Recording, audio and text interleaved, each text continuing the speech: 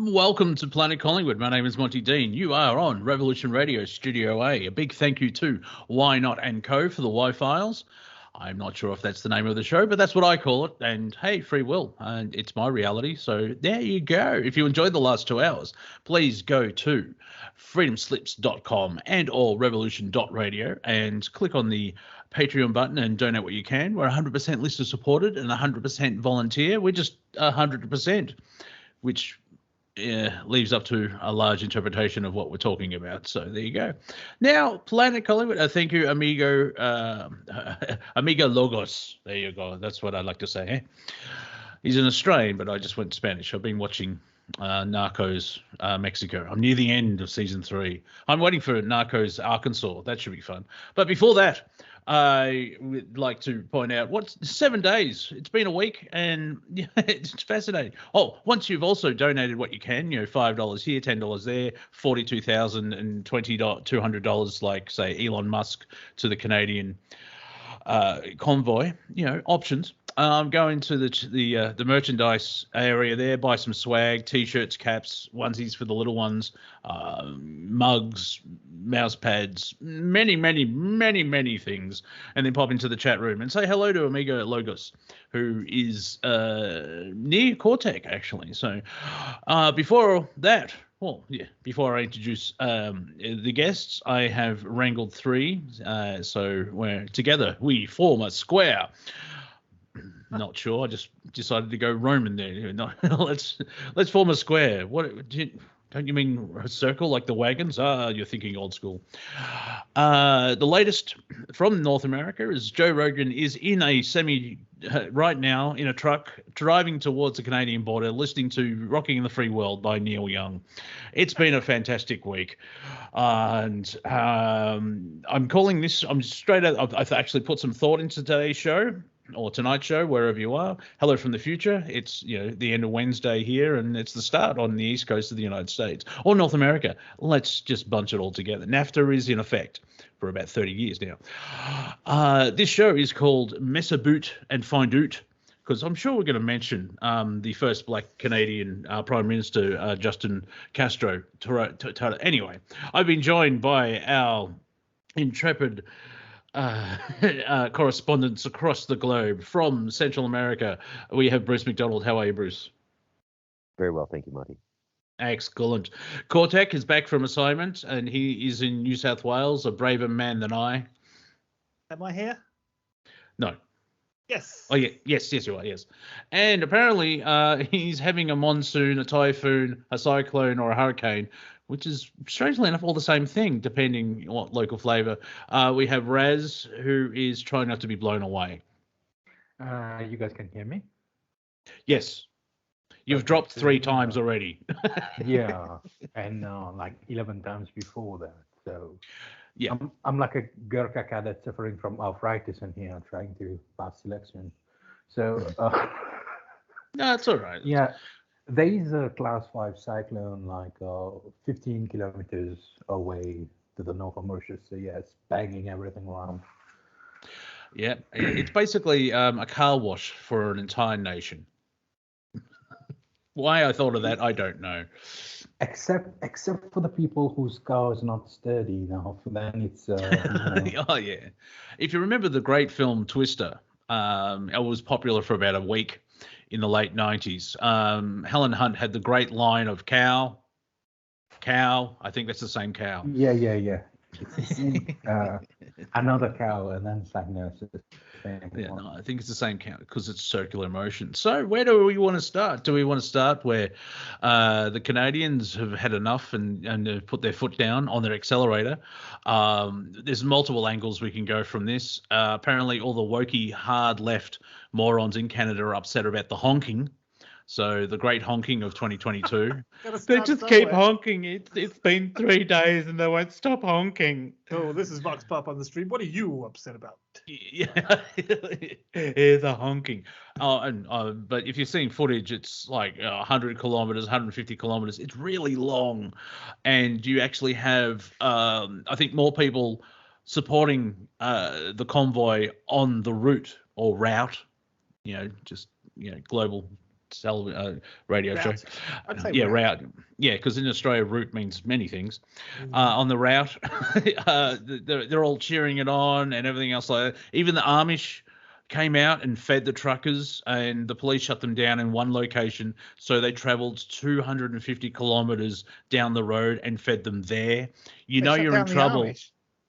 No, the Amish were trying to feed the truckers, so they got the barbecue out and all that type of stuff, and the police said no. And you know you're in trouble when the Amish are protesting. Yeah, I didn't think anyone messed with the Amish. Yeah, no, there's no reason for it, but they're in the Usually mix. don't go outside their compound. No, that's how bad it is in Canada. It's like English, you're run by a twang. So there you go. Or Have a spoon. Yeah, have a sausage. It's a French word, I'm sure it is. I think it's And yeah, so Which one? pardon? Pardon? No, Is I only do sausage accents. French? Who knows? Who cares, really? All right, moving on. Thank you, because I'm trying to get to the point that we actually have a natural-born Canadian on the panel, on the round table, on the show, who was smart enough to leave. Yeah. So, Bruce, what's your? I think I've set up a lot of comedy in there, and so what's your perspective? Are you getting people calling you, going, "You are so right," or Well, it goes both ways, and I want to add, not only am I Canadian, that's my hometown. I was born in the Ottawa General Hospital. Correct. So yeah, I haven't been there since 2018, so it's kind of weird to see it on TV. that's what.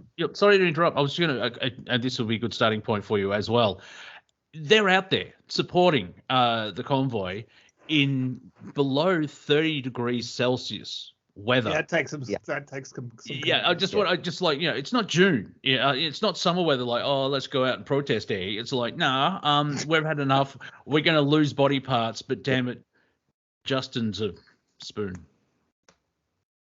Well, they know how to dress. I wouldn't worry about them. Yeah. Well, if you live in Canada, you know what you're doing. Let's be fair. Yeah, they're trained professionals, but don't try that at home.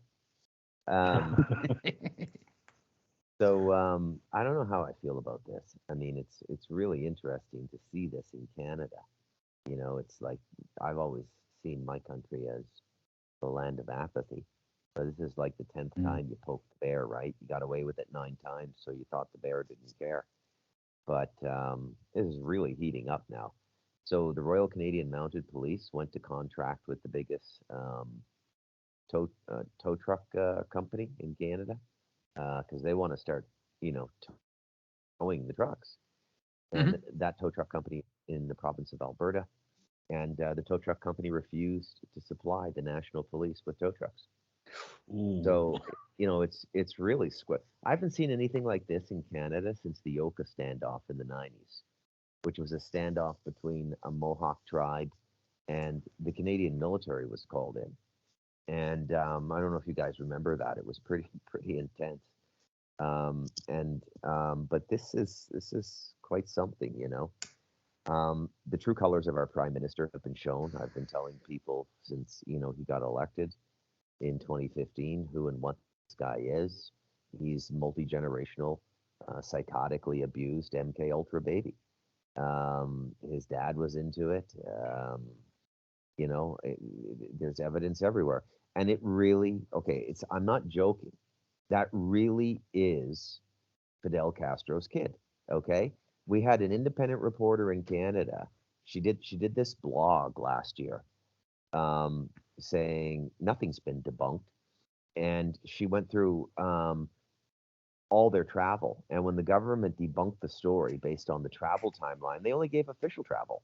And she points out in the blog, they were going on personal vacations to Cuba all the time. And they were there the 2 weeks Justin would have been conceived. That's Fidel Castro's kid. Okay.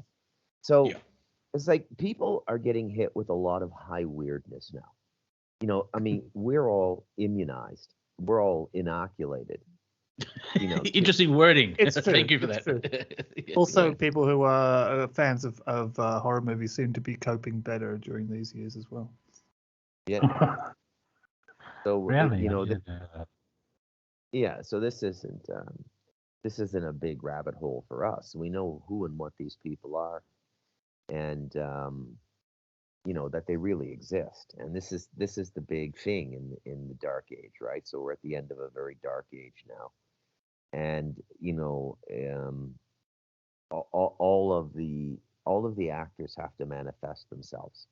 Everything that's been operating in consciousness has to manifest itself now. Has to step out onto the stage. I think it's part of the rule set down here. And so they're all coming out now, and people are going, "Are you kidding me? This is the world I live in." Yeah, it's the world you live in, right? And it's a good thing and it's a bad thing. It's a line, reminds me of a line from a Yeats poem. It's a terrible beauty. It's terrible that people have to realize this darkness, upset the little bubble of their world. But we've been in a spiritual catatonia for quite some time in North America. Quite some time. I'd In the say the world. last, yeah, I'd say the last time we were anything approximating a spiritual culture was maybe the middle of the 19th century, the 1850s to maybe like the 1890s. But once this cabal got in and hatched their industrial revolution consciousness destruction program, and that's what this is. It's Michael Sarion nails it. It is a war on consciousness. They do not want your consciousness growing. They do not want you realizing what you are and that you don't need them. And after 7 years of living over here, I can tell you, you don't need them. You don't need them. But you got to have the courage to go and live on your own, and you got to have discipline, right? You got to be able to get things done, and without anybody pushing you. And I say that because we're all raised in this Roman time system, Yeah. and we're not the only culture. I mean, the Chinese are really trained as well. The Asians are, but the Middle East, I don't think so. Latin America, absolutely not. I mean, they're on sun and moon time down here. They do things when they goddamn well feel like it, and I like it. So For most Ottawa, people, oh, sorry, go on. it's interesting to me that my hometown would be the flashpoint for what is going to be beginning of the global pushback on this narrative. That it would come from Ottawa, Canada. I find it very, very interesting.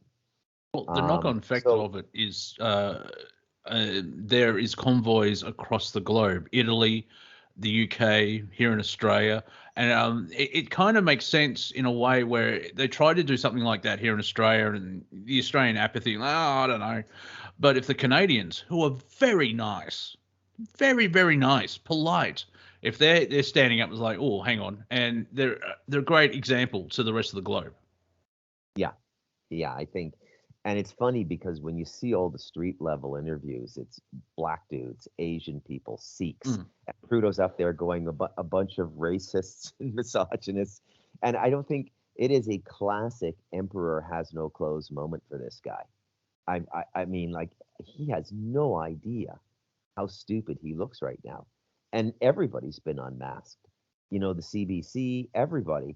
This is a flashpoint in Canada. Now, another interesting thing began in Ottawa, Canada. The Cold War began in Ottawa, Canada.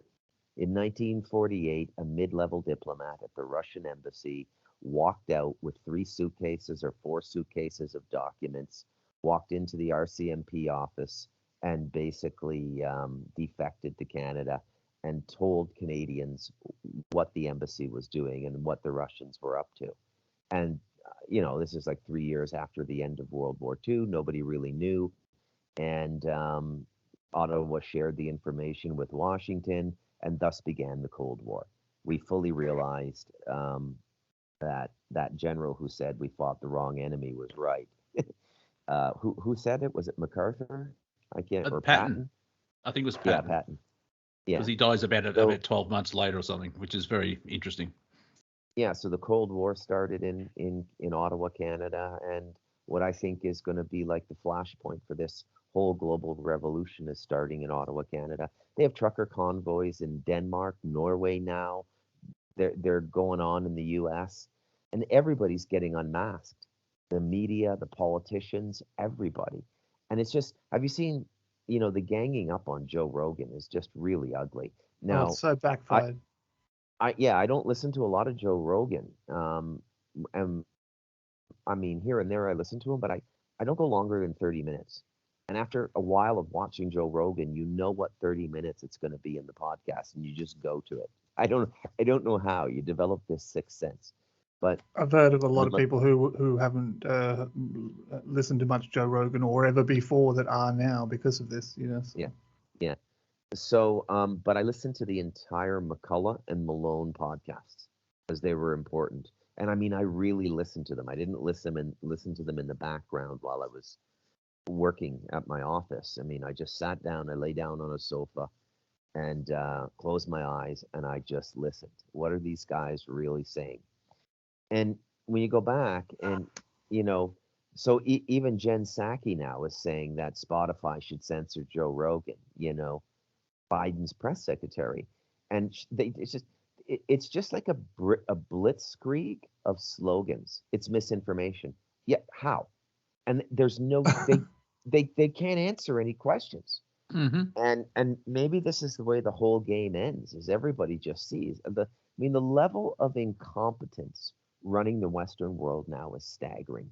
Because these people, you part of being intelligent is being spiritual. Full human intelligence emerges with spiritual consciousness. And the kinds of people who are attracted to power aren't really spiritually connected.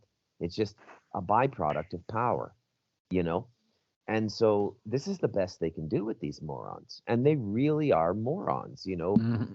Boris Johnson, Joe Biden, Scott Morrison. Yeah. That lady that looks like a horse in New Zealand. Horse lady. Yeah, horse Hey, I lady, like yeah. Jacinda. Don't say that to Jacinda. Did Yeah. you guys I hear anything I hear to she likes do? nuts. She does. Did you guys hear anything about Neil Young's selling his music to American Hypnosis and all that kind of stuff as well? Yeah. That I did. yeah. I also heard Pfizer back his music or something like that. There's a Blackstone's connection. chairman is former Yeah. Pfizer CEO Jeffrey Kindley. Yeah. Wow. Yeah. And interesting, like Spotify rips off musicians. So a lot of musicians are removing their music, not because of Joe Rogan. It's because they don't get paid. It wasn't. And It's never been a good model for artists anyway, has it? So No. yeah. It's like 0.0038 per stream or something like that. And if you're Taylor Swift, you can make money. But say if Cortek and I do a duo, we won't make any money at all. It'll probably cost us money. Yeah, it would actually. Yeah, it's like, wait, we pay you? This is not Soviet Russia. And so there is that thing. But a lot of people are going to Apple Music and like, yeah, that well done. You're making a stand and fighting the man and going to Apple, which has suicide nets around their buildings because their children want to commit suicide when they're building the iPhone 13, which is a good machine, according to Bruce MacDonald. Mm-hmm. It is. Yeah. I highly recommend it. So, I mean, I don't mind my iPhone. It was built by adults getting paid enough. That would be better. Yeah. Just putting it out there. You can't talk like that. Yeah. Well, I want a better world. Shut up, you. Oh, all right then. So yeah, that like Joni Mitchell is pulling, and it's just basically I'm seeing a lot on Twitter is a lot of people that are chastising Spotify or hate Joe Rogan have never listened to Joe Rogan. Yeah, there's a lot of people with a lot of ire around that kind of didn't know what to do with it after last year. Yeah, and did you see Joe? At something I don't know what to be angry at. I'm confused about where I should direct my anger. Oh, well, it can't be the government because they're looking after us, so it's everyone else's fault. I think you're wrong there. It's actually the government. Did you see the footage of Joe Rogan? He actually responded with about a 5-minute video. Yep. I did. Sensible, calm, collected. Yeah, well, I mean, I actually saw someone on Twitter say, so if Spotify removes the biggest podcaster on the planet, he will become, checks notes, still the biggest podcaster on the planet. Yeah. Yeah, he's been at it since like 2004. he's independent, and what exactly can they do to him? Besides, right now they're just making him more popular, trace and effect, left, right. Like Everything has Cortek, made him more popular during this year. someone just said people are watching him more and more. Hell, I even went in there and tried to dig that recent Jordan Peterson recording with him, and I don't even care about Joe Rogan. Yeah. Well, it's 4.5 hours, so they've got to talk about something. So yeah, someone's actually done a clip. It's like, oh, they're talking about race. They're all racist, and it's like listen to what this. Don't make it. You're not watching The Last Jedi, where you have to make up the story to make it make sense. It's like.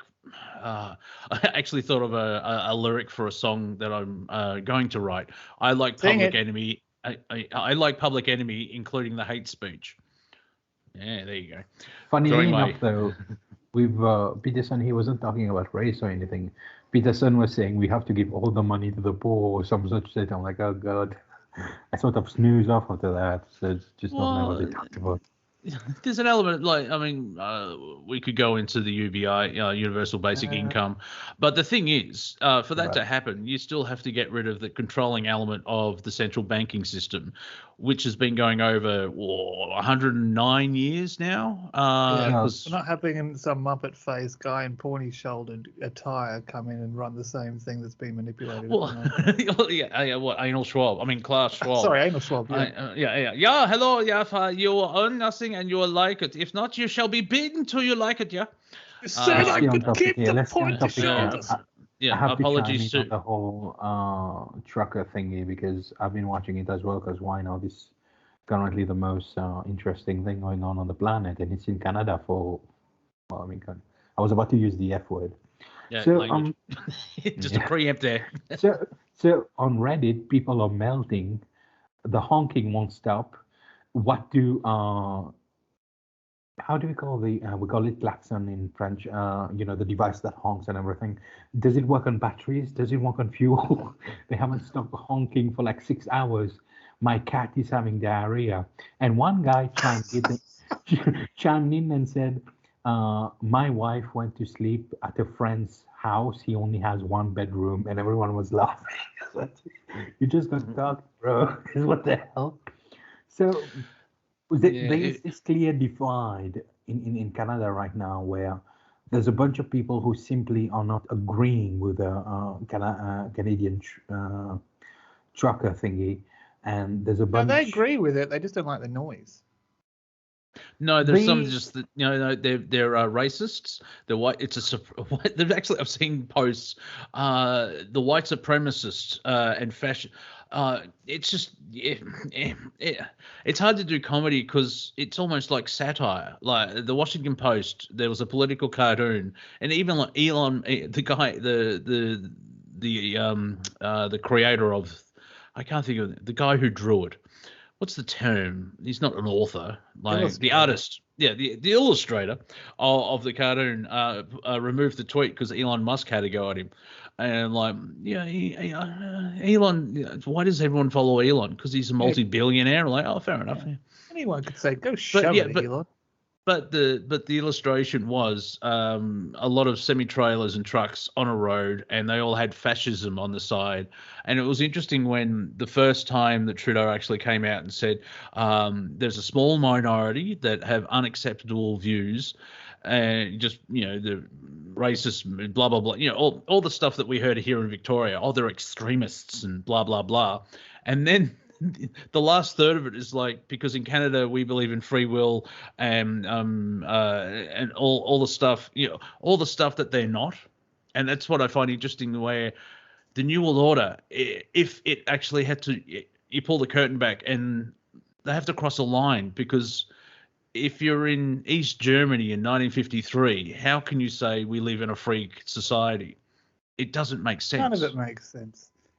I mean, who doesn't like that song, We Got a Truck and Convoy? So it just seems like everyone's out there to have a good time. Who doesn't like watching someone else have a good time? So nothing they can say, really makes any sense at this point when you think about the truckers like that.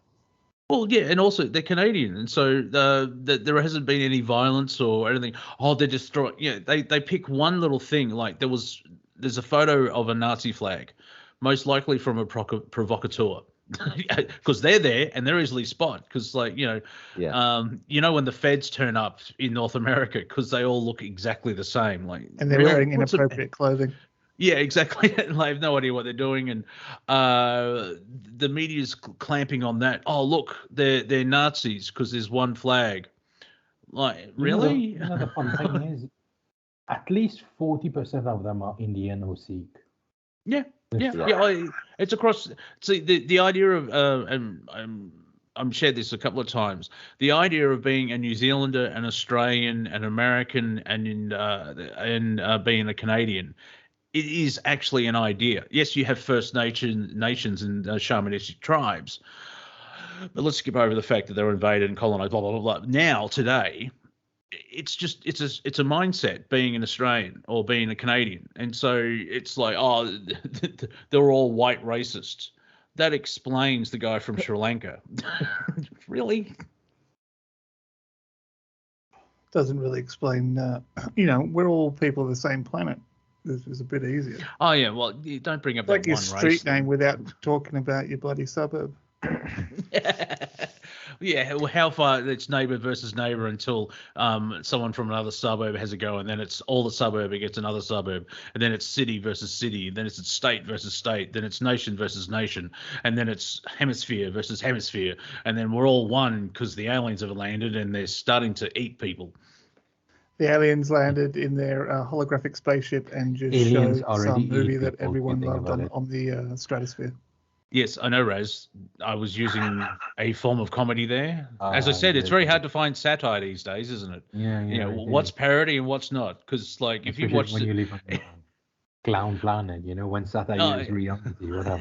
Oh yeah, if we actually could have if we could use some time travel machinery and sent Justin Trudeau's video today back 4 years ago. And do you have a copy? Because I saw a time travel device for sale on eBay. It was only $20 too. Yeah, but it's gotta be legit. Yeah, but it ran out 3 weeks ago. Oh. It went up yesterday. I don't know how that works. Well, it's going up tomorrow. It's a time travel joke. Hey, I would say it's a time travel joke, but I found out you didn't get it. I saw a legitimate. Like Bruce said, and I too, as someone from a African French expression, I'm quite surprised by it. It's happening in Canada of all places. Holy crap! What happened? Yeah. Did you guys change water or something?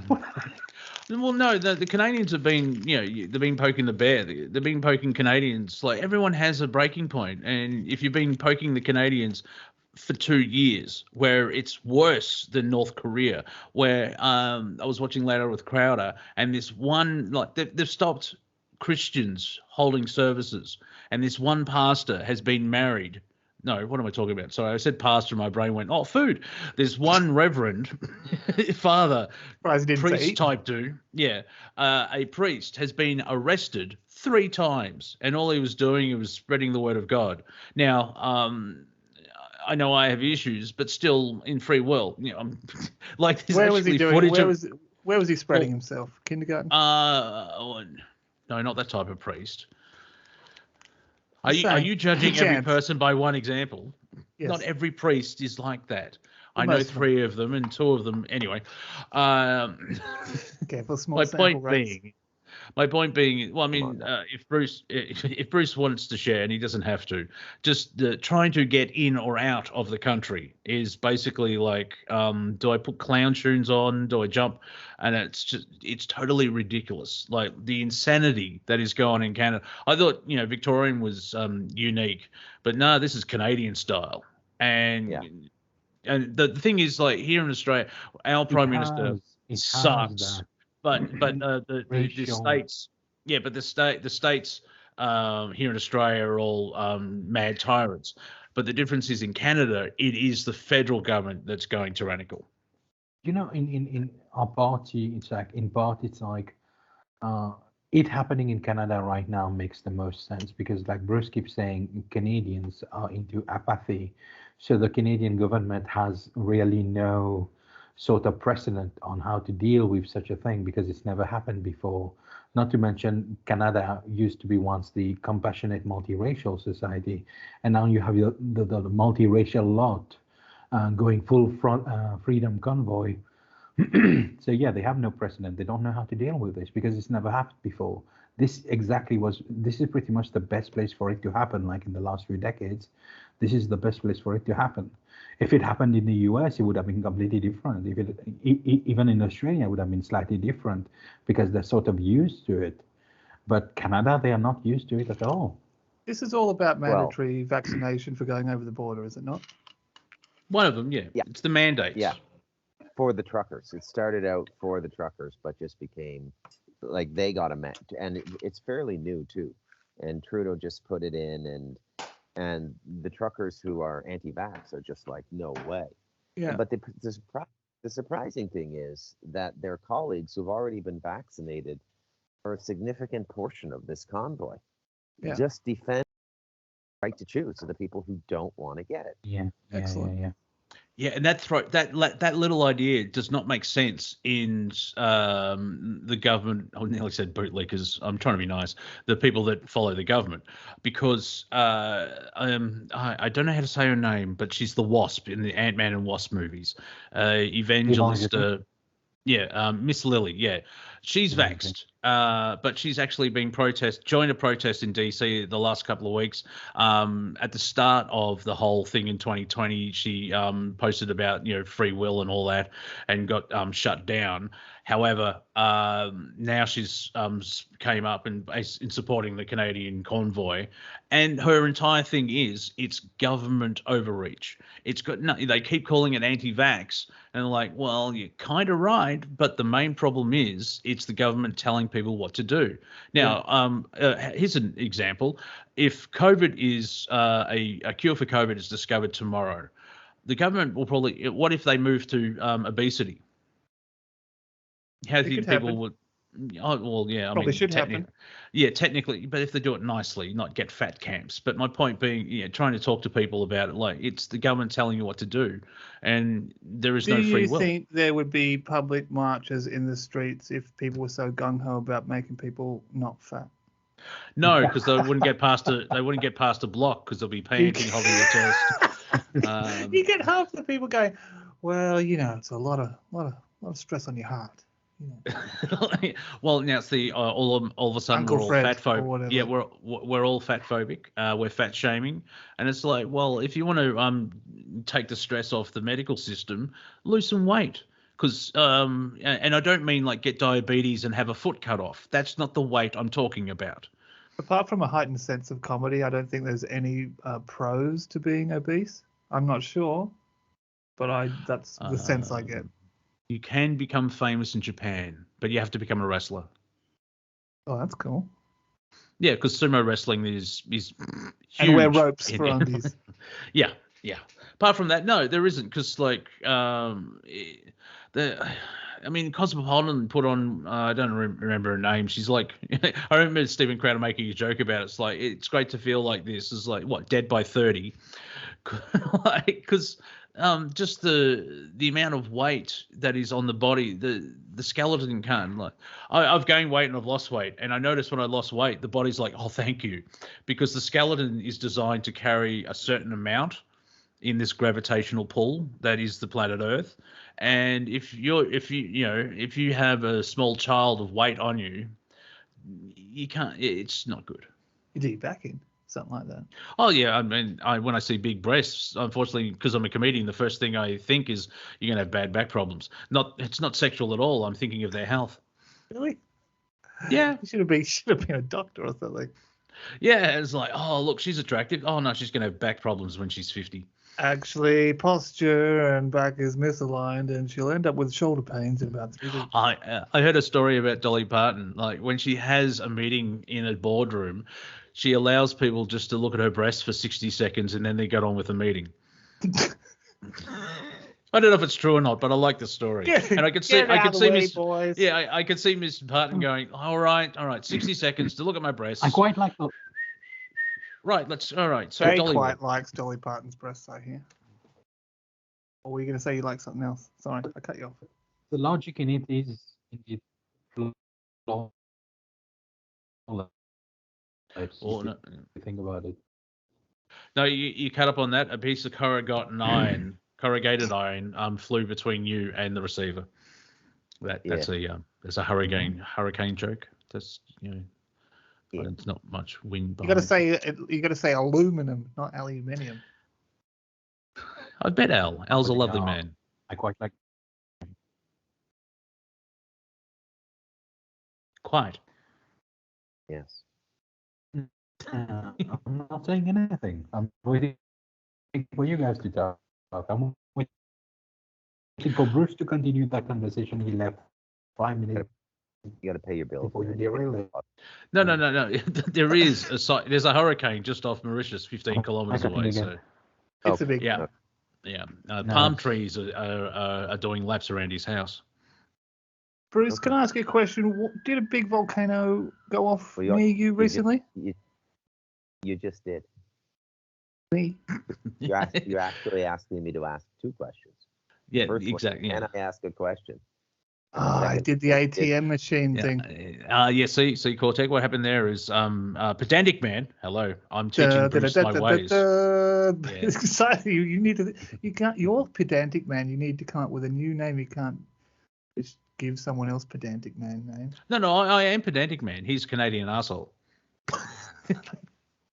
We're gonna free the world, buddy. Yeah, I like your attitude.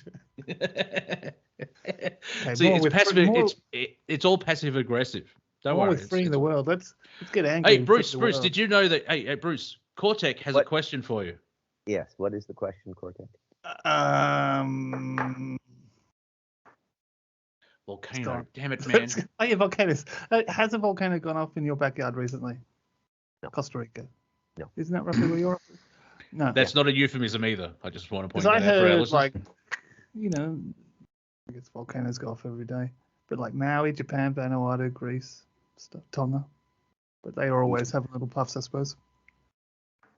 Yeah, that the end of the world people are getting a little taxing on all fronts. The Nibiru, Book of Revelation.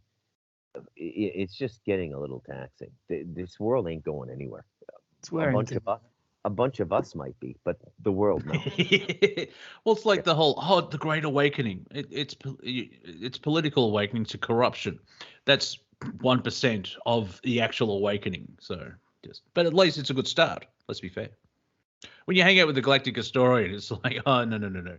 You're not awakening to. Oh look, the government's corrupt. That's not awakening. You need to be specific about what you're awakening to now. You may have opened one eyelid in bed. You're still snuggy. You got the doona around it, duvet, whatever you call it. Yeah. Many people do wake up, but they go back to sleep right after. It's like just like. Can you though? Can you do that? Yes. Oh, Yes, you can. Yeah. Even spiritually, there are a lot of people like I've noticed. Yeah, you wake up and you know all this stuff, and then it's like, oh, I'm the only one, and then you go back, oh bugger it, I'm gonna play Batman Arkham. Is it just for a lack of other people to talk to about it? Sometimes, No. but There is a lack of what you're talking about makes sense because they lack the necessary peer support, but they also lack the necessary teachings. And whatever woke them up didn't exactly carry forward with it. He just came and slapped you and said, "Hey, wake up," and then disappeared. Yeah, it's like a cat at 5:30 in the morning, like, feed me. Yeah, and then weren't able to find the full yeah. solution, so gave up and went back to. And there's an element of discipline to implement that stuff, so you can maintain to have that element of consciousness. I should know. I don't do it. That's the interesting thing from what Bruce was saying before, like to not. To go off and be apart from all this stuff and do stuff like that takes discipline in yourself. And a lot of people are only just getting over the discipline that they have had since they were born or that they were born into. And to find your own discipline or your own rhythms to your own things that you want to do is a much bigger task than being told just what to do. Yes. And the first... Oh, go ahead. When you look at the reasons why some people who move over here go back to Europe or Canada or the United States, They don't know how to manage their time. They start drinking too much and getting into stupid things and just becoming a different person. Like the literal fulfillment of that edict that the idle hands are the work of the devil. You gotta you gotta structure your day. If you can't do that, everybody wants to be free. You don't want to get up to an alarm clock. You don't want to go to an assembly line or an office cubicle or whatever it is you do. Okay, most people don't want to go into the system every day. The only people who can fake that they like it are the people at the top of the management polls, but they don't really like it that much. Yeah. But everybody thinks they want to leave, but when you leave, you realize, man, it takes a lot to live as an individual. It takes a lot of self-discipline. Yeah, a lot of hard work. And you got to find your passion, and that passion hopefully blends into that actual freedom. An example of it is you're familiar with Charlie Brown and the Peanuts comic strip, yes. Created by Charles Schultz. Yeah, he retired in his late 90s and died 2 weeks later because guess what? His passion was. Yeah. But you hear that a lot of times. Especially with partners that have been married a long time as well. People can decide that their life is kind of... Yep. Obscure metal reference. For the three people that like heavy metal, John Z has passed away at 69. He basically managed Metallica and got Metallica released 2 of Metallica's first albums. That should give you a reference, in a pop culture reference. His wife passed away about 13 months ago.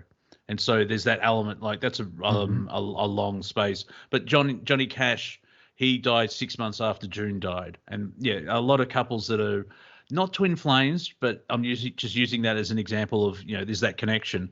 A lot of couples, especially if they're married for decades, if one goes, usually the other one's like, well, I miss them and I want to be with them again.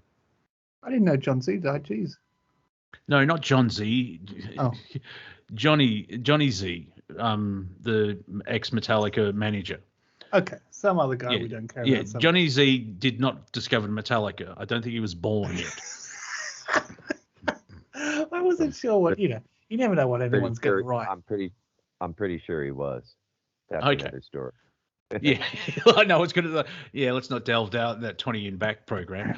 But my point being is, the founder of Megaforce Records has passed away in the last 48 hours, and that's a big thing in the metal community at the moment because he helped a lot of bands: Ministry, Exodus, Anthrax, Stormtroopers of Death, and he was running a flea market stall in New Jersey called Rock and Roll Heaven, and he got a demo from this band called Metallica, got them over from the West Coast to the East Coast, funded them recording their first album, and the rest is history.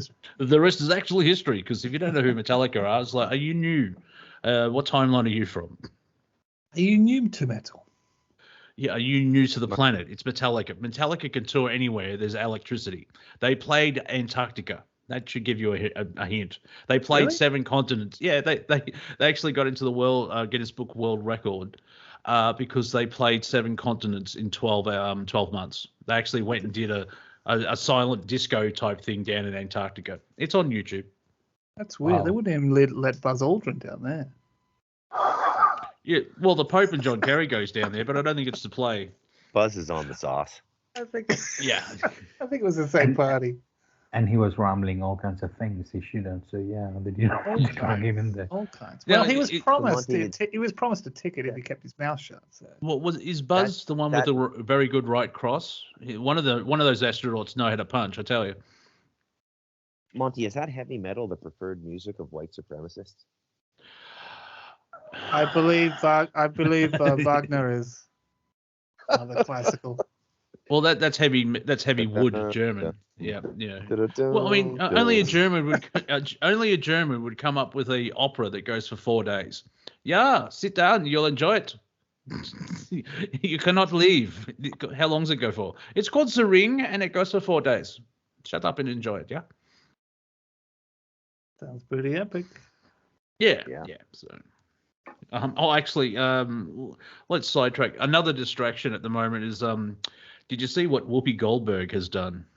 No, last time I heard she was on some woman's talkback show called like The View. Oprah, but it was Yeah, it's five of called them, and then It's called The View. happened. It's been going for decades. Something happened and she got fired anyway. What's happened now? No, she's been suspended for 2 weeks because she said the Holocaust was not based on race.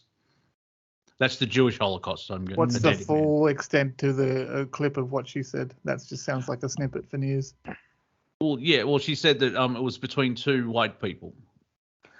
I'll be honest. For me right now, the Holocaust sounds quite something utterly irrelevant. I don't know what's happening.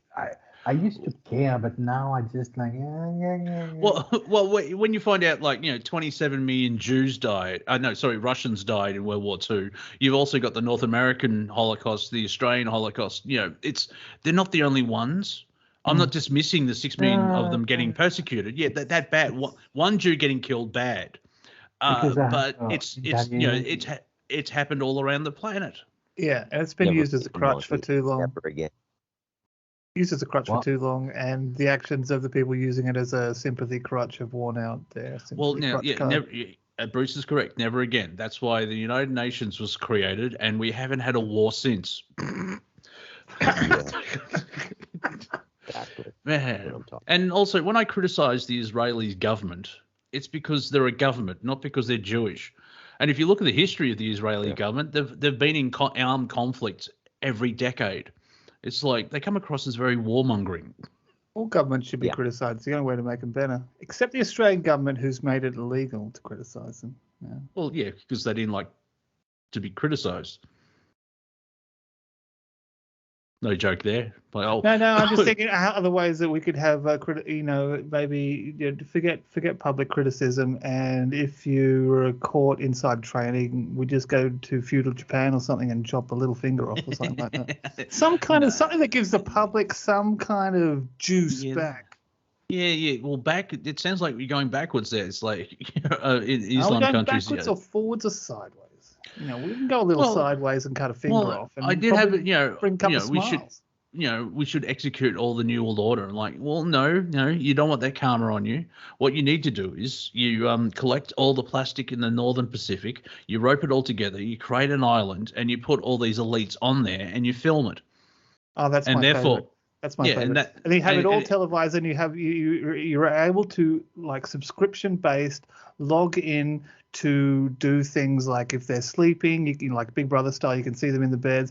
You can then put 20 cents in and be able to control some stick that comes out of the wall and pokes in the eye or something like that. No. You're still attracting karma. You just watch them do a Lord of the Flies. So imagine if it was a version of Survivor, and the Clintons tribe keeps losing people because Bill hits on the women. The next week, what happened to Jerry? Fell down some stairs. But there aren't stairs on here. We need some kind of. This is the 90s. We need to be able to have some kind of user interaction. No. Once again, you don't want that. That's the same reason why alien races don't save humanity. Is it karma or is it comedy? I'm not seeing a lot of comedians, having really bad karma because they took the piss out of people who are a bit of an arsehole. Oh, but that's breaking up the energy. But if you actually have the elites on a plastic island and you're paying money to poke them with a stick, that's what we need then is a clause beginning at the beginning of someone using this device to poke the person in the eye to say, do I agree or do I disagree? And then all the text needs to contain is the same thing that they do with the cremation of care. Under the big statue of the owly Moloch. Yeah, not the best example to bring up. Well, yeah, let's let's act like back for us. Something like that is in how it's worded. I don't think that's how the universe works. Sure. They have karma coming, my friend. Do they? Yeah. We should kick in. Well, we're seeing it in Canada. Fingers crossed. Yeah, see, that's I lovely have great conversations with people. Eventually, you'll have to forgive these people. Now, it may be when you're a ninth dimensional being a trillion years from now. I'm not saying tomorrow you have to forgive them tomorrow. No, but eventually, in all space and time, you'll forgive them. But most likely, you'll be in the ninth dimension. Yeah, I could do that in the ninth dimension, no problem. Yeah, because forgiving them now is like they haven't stopped. Why forgive them now? It's, turn the other cheek. Well, you only have 4 cheeks. So is that what happened in Canada? Like, they turn your cheek. It's like, I've turned all 4 cheeks, That quite is frankly. me the full way around. I can't turn anymore. You have awoken the giant moose. I'd love to see a giant moose come out of the mountain or something. Yeah, I've been watching a lot of documentaries about World War II and the untold history of America by Oliver Stone. And oh man, there's one episode that Oliver talks about 1945 to 1950, and watching it, going, we're still doing that now. That 5 years is the template, and we just rinse and repeat, rinse and repeat, rinse and repeat. Like, oh man, so many patterns repeating. I found this book a while ago in a Vinnie's or something, as Untold, Unexplained Mysteries or something, classic kind of Reader's Digest holiday book to leaf through. But what I was amazed at was there was so many of these little tales that they had grouped together of all these different things. But it spanned a lot from 25 years before the 19th century kind of thing, and then around that period, which is kind of 100 years from where we are now. And a lot of these stories, kind of incidental stories, would be forgotten if it wasn't for little books like this. And just looking at the patterns that, apart from the crazy unexpected coincidences and all that kind of stuff that goes on, but the patterns that seem to be just repeating. Or how long does it take us to forget them? 50 years, 70 years, not too long. Well, maybe read 1984. Those who control the past can control the future, and control the present, control the past, which means they can control the future. And that's all the editing of history, where the victors write the history, and like this whole thing about white supremacy. They're actually talking about the English elite. Yeah. Who is? Anyone that brings up white supremacy. Mm. You can see it in the language of business is actually English. Everything is done in English. Even countries where Spain, I think, Italy is Italia, Germany is Deutschland, but it's all this sort of European-centric point of view about everything. I guess everything was slavery once upon a time, wasn't it? Oh, well, yeah. And we're only talking about mainstream history, which is technically, 6,000 years ago. Hang out with the Galactic Historian, and it's like, 80,000 years ago, this happened. Like, oh. Let me just pull my mental parameter back to fit all that. Yeah.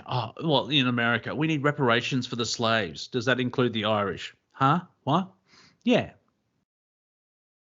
Because the Irish were treated like utter crap, those redheads. And why are the redheads angry? Because you've been punching them in the nuts for 400 years. Apparently there are at least 4 different type of potatoes, though. If you go over there and you don't know different kinds, you're going to get told off. Speaking of potato, Neil Young in 1985 actually said to, was it Melody Maker? It's in an interview. He was talking about AIDS and the bundle of sticks, and you don't want to turn up to the store and there's a guy and this faggot behind, quoting Neil Young, I'm not saying it, behind the counter, and you don't want him touching your potatoes. And I was watching Stephen Crowder, and they riffed on that for 5 minutes. Like, surprising someone has sorry. Yeah, well, Mr. Young, is that a euphemism? Like, we don't want him touching your potatoes, like the actual vegetable, or is there something else you're trying to say here? I never liked Neil Young. Well, no. I did see a meme of I'm in a desert with a horse of no name, and the horse goes, "It's Frank. I've told you repeatedly, it's Frank." Like, he seemed like state-sponsored Americana to begin with. I know a lot of people get into that, and they like it. Loved it at the time, and you sing along to kind of catchy lyrics that don't make a lot of sense when you look into them. But he wasn't in my bracket. He was like an old dude when I grew up. Well, he's an older dude now, yeah. And I know of was it Crosby, Stills, and Nash? Apparently, Young was part of them, but then he was like, go early. He was the guy Madonna should have been. Get out before you're 86 in leotards. Well, yeah, Madonna is an interesting. Can't think of Killer the word. fish. Preacher. Yeah, Preacher. yeah. Oh, yeah. Like she's had work done because that video where she's bathing in milk. Like, where's Madonna? Who's this small Asian boy? That was weird as. Oh yeah, yeah. Oh, I think and it was of so course, weird. She like, must have shaved her eyebrows because something was just uber weird about it. oh, we're coming up to the halfway mark. Thank you, Omega Legolas. Legolas? No, Logos. I always get that wrong. I always think he's an elf. Nothing wrong with elves. But have you seen what Tucker Carlson? I think there's a couple of comedians working for Tucker Carlson now because he is ripping everyone Shreds. a new. It's awesome. Well, I'll mention it when we come back. Yeah, there you go. You're listening to Planet Collingwood on Revolution Radio Studio A. My name is Monty Dean. I am joined by Bruce, Cortek, and Raz. We'll be back after these short messages. Stick around. Ockman here at the Springfield Courthouse.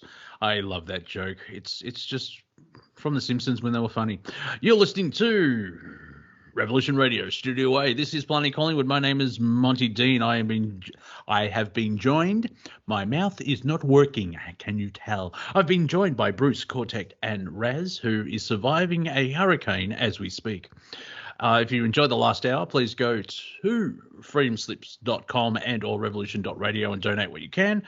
Just $4 or $5 here, just a cup of coffee. And you'll keep Studio A and B on air, then pop into the merch area and buy some wonderful duds for yourself. So you, especially if you're in the northern hemisphere, it's coming up to summer, so you can walk around proudly with a t-shirt. I bought one, but then I gained weight, so I look like Jabba's younger brother wearing it, and it's not for me yet. So I'm trying to lose weight. So once I get to that, I'll wear my t-shirt proudly, and everyone goes, "What's that?" Then you can actually pop into the chat room and hang out with like-minded people. Some Australians are in there as well. You got Packwoman, Amigo Logos as well. Audio is good, excellent, because it is an audio medium. So eyebrows. Let's start the ball rolling. I was talking about Tucker Carlson, and he's getting a bit comedic. About a week ago or 2 weeks ago, he started a little segment on his show saying that Michael Jackson has returned, and not like the Star Wars, like somehow Palpatine returned. No. Michael Jackson was seen on Meet the Press, and he was talking about government policy, which is weird because you think he would talk about his music or why he didn't die. And and then Tucker said, okay, you look at the footage and see what you think. And it cuts to Nancy Pelosi with her eyebrows halfway up her forehead. It's That's like, why wow. you never pluck a hair. It's Yeah, and always, the latest. oh, that's a and bit the- uneven. Oh, and Yeah. they're gone. Yeah, and drunk grandma looked like she sneezed and the eyebrows just went north. Interesting enough, he was talking about Justin Trudeau, where he's in a undisclosed location, and because he's a master of disguise, he could be anywhere, and he's just showing all the photos where Trudeau dressed up as like an Indian or everything else. So yeah, Mr. Carlson is taking the piss, as we say here in Australia, and I like it. Yeah, he's a brilliant. comedian. He's kind of dry sometimes, which I just love. It's hilarious. Yeah, he did. That was like a 30-minute segment on Trudeau and Canada and the convoy that Tucker Carlson did. And it was just brilliant, absolutely brilliant. So yeah, and well, go ahead. I was just going to bring up Bill yeah, Maher. they know where he is. He's in Tofino, British Columbia. He's in his fear bunker, isn't he? Yeah, he's just retired. That dude's finished, man. He will go down as, I mean, he broke the whole thing. This generation, they lost all their discipline. Hunter Biden, Justin Trudeau. It's a rich tapestry of rich dad, poor dad. Well, it's like the other side hasn't survived the quagmire they've created either. You know, it's just Dumb and Dumber. And even dumber, yeah. Yeah, because like you had your Nelson Rockefellers or your David Rockefellers, and now you got Hunter Biden who smokes Parmesan cheese. Makes me think of any two opposing sides as Dumb and Dumber. It's Yeah. nice. Hey man, you got any more of that Parma, man? Come on, man. Really, Oh, give me really? that Gouda. Yeah, So I'm yeah. pretty He sure actually. this generation has lost all of its president glamour magic, if you think about it. I was watching Space Force, and they don't use the term president even once. They always use the term POTUS. You know that old school, Mr. President, Mr. President. Hmm. It doesn't happen anymore. It's POTUS. That Something glamour about the magic. terminology that we're missing. Yeah. The same Yeah, way you yeah. can't call Kentucky Fried Chicken chicken anymore because it's not real chicken. No. It's like before it was used with a certain level of reverence, a certain level of respect. That, yeah, the president. Oh, so and now office it had. seems like more of a And technical term without any I mean, emotion. What happened was when Trump got into the office, the Democrats just pulled down. They hated Trump so much they denigrated and demeaned the office, and the destroyed office it. of the president. Yeah, the president of the United States office will not get that respect back. And can't. now they're upset because Biden's in. It's like, why are you treating the president this way? Because you just did it for 4 years. And so that's gone now. And so, like, you're just calling it POTUS instead of Mr. President. It's kind of telling where it's. I mean, POTUS is a stupid acronym, but anyway. Is it an acronym? What the hell does it mean anyway? President of the United States. Oh, okay, Yeah. there you go. That's where you get so put lame. And what do you call the first? Emotions. Yeah, and then you get the first lady, and she's referred to as the FLOTUS or POTUS. And it's like it's like someone in marketing needs to get fired. But it's like it's basically not ScoMo. anymore. Yeah, it's basically someone in marketing, speaking of ScoMo, has gone, this works perfectly. Oh, let's make it better. And then you get Windows 7. Let's make it full of reverence and respect and stuff. Put it in a few movies. Let's give Hollywood some movies. Put some money into some movies where we can slip it in a little bit. No lube, just slip it in. Well, it's the perfect depiction of the modern American military. I'll be honest with you. Yeah, I watched season 1, didn't laugh, so I'm not going to watch season 2. It's not about laughing. It's about what exactly they're concocting, what exactly they want the current generation to see. There's also that part in it, that aspect in it. I know what you're saying. It's not that funny. It's not. But yeah, that's just how it is. So, Bruce, thank you for being here. He's actually probably going to bed because it's completely dark at his house. 3 or 4 o'clock there or something. Well, no, it's probably 1. But still, AM. You know, yeah, but he has a loving family and a farm to look after. So there you go. Where were we? Ah, yes. Yeah, the lack of respect. Yeah, it sounds like you say space balls, and I'm like, no, not that one. Not that one. I know. I'm saying even though we are in a dire need of one to murder whatever just happened in the, what is it now? Post prequel sequel? I don't even know myself. Yeah, well, you got the Book of Boba Fett, and the last episode was completely about the Mandalorian, and Boba Fett wasn't actually in it. And everyone loved it. Yeah, that was a bit weird. Everyone got a little bit weirded out by that. It's like they go. Well, they're right. It was awesome because it was written well, but at the same time, it's like, why is the prequel to the Mandalorian? Well, yeah, that's the daughter of Ron Howard. Bryce Howard. Yeah. So there's 2 more episodes, and I think it's going to air right now. So I'll download it after the show. I'm not the thing is that episode, The Mandalorian, really showed to me how Star Wars really needs its religious aspect back. It doesn't have any. It's been too politically militarized. It doesn't have that religious aspect that it used to have. Yeah, that's the part. Yeah, that's the part of Star Wars I miss is the spirituality. Like that's what's missing. There's hardly any spirituality in the sequel trilogy. And it's just like the arrogance of like, oh, we can do better than George Lucas, and you've proven that you can't. Yeah, unlimited budget. No, you can't. It's the systematic destruction of our mentors. It's been going on for a long time, and it's systematic destruction of any kind of message that's not from any kind of control group. Whether it be a church or whether it be a government. Well, And this is why it's so easy to take the piss out of. When the creator of the Punisher, which I can't remember when that started, but it's well loved, where basically a veteran rights the wrongs and gets revenge and all that type of stuff. But the creator said, "Oh, it should be a black veteran," and like, stop race changing everything. Create new characters. And have you noticed over the last 2 decades, Disney or / Hollywood hate redheads? Like any character from comic books or video games, when they're made in film or television, it's never a redhead. And so it's like, oh, we want diversity. Where are the friggin' redheads then? Gaming character was more changed than redhead, right? Yeah. It's like, once again, the Irish are being kicked in the nuts. I'm just saying. There's nothing wrong with redheads. They don't exactly make them human as well. He was androgynous. He was entirely reactionary. And his entire personality was boiled down to the robot that was clinging to his back. That was bad, man.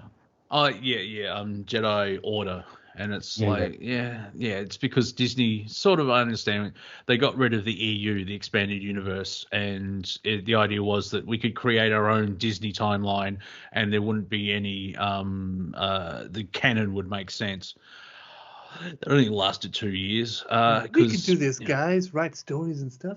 Come on. Yeah. It all makes sense. And it's like, no, it doesn't. And some of the writers they got in, it's like, who wrote this crap? And then you read some stuff who knows how to write Star Wars and like, this is the best thing I've ever read. You guys can't understand, Rocky. Boba Fett had the sweet spot. Or is it the episode 3 maybe or something like that? That was just fantastic. There's a little bit of spirituality. There's a little bit of cuteness that a Yoda would normally get. There's a little bit of pow. It had it all. Yeah. And then the next episode they had the Voltron. Yeah, then they had the Voltron things. Those bikes should form a giant robot and defend Tatooine. I'm familiar with Nerdrotic. He's actually got up to 400,000 subscribers on YouTube. So well done, Gary. You're still part of the Whinging Menace, but anyway. So he just made some new videos about writers in the comic book industry. And my God, it's an absolute disaster. No, but it's been doing that since Gamergate. Have you been seeing what's happening with, is it G4? That used to be a really big TV show or YouTube show, and one of the presenters came on and basically started complaining that she was sexually objectified and started insulting all the viewers. That ended well. Is it gaming related or?